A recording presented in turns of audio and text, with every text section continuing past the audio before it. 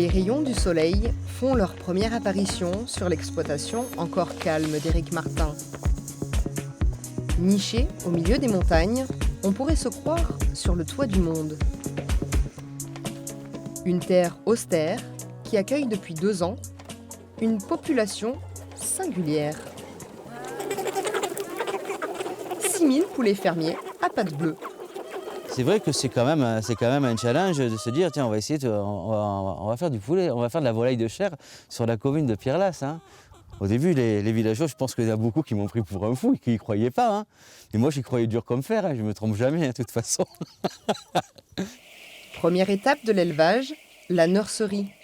Ici, les poussins doivent être bichonnés avec le plus grand soin, dans une atmosphère humide et chauffée à plus de 30 degrés pendant 15 jours. Et il faut y aller doucement, doucement et être un peu à leur rythme en fait, afin qu'ils soient en toute sérénité. Le bien-être animal est une des priorités d'Éric. Du lever au coucher du soleil, ces gallinacés picorent et profitent de l'air pur dans ce lieu coupé du monde. Un habitat qui peut pourtant être hostile. Ces filets sont d'ailleurs là pour éviter que les rapaces s'attaquent à ces petits protégés. Voilà, on a tiré des fils sur à peu près 1 hectare de parcours. L'agriculture, une reconversion pour cet ancien responsable commercial en cosmétiques. Une histoire de famille aussi pour ce Pierre Lassois qui a décidé, en compagnie de sa femme Martha, de revenir sur les terres de ses aïeux. Je suis content de revaloriser cette terre qui était plus exploitée depuis au moins 60 ans. Et ne trouvant pas de travail, et je me suis quand même résolu à me dire bon, ben, écoute, il faut que je me mette à mon compte.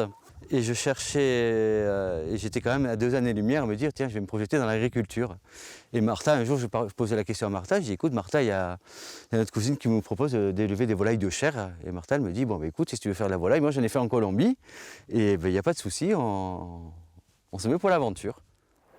Comme tous les mardis, Éric part faire sa tournée. Une tournée qui ne se compte pas en kilomètres mais en heures.